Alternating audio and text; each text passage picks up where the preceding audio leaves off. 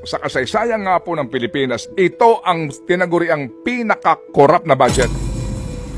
Sa kasaysayan po ng Pilipinas, ito po yung pinaka-kinatay na pambansang budget.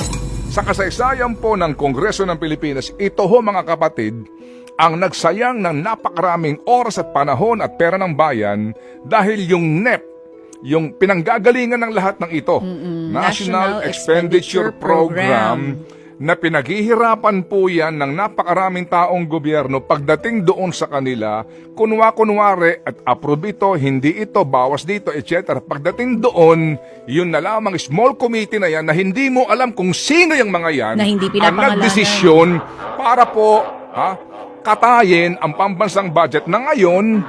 Eto na po yung presidente, sinasabi niya, nahihirapan akong ayusin ito. Diba na pinirmahan din po naman niya? Hindi po ba? Bakit mo pinirmahan? Magpaka-totoo tayo dito. Oo, naku, dapat pala na-review maigi to ng Pangulo. Di ba? Hindi, kasi ang pangamba niya, in fairness, na magkaroon na reenacted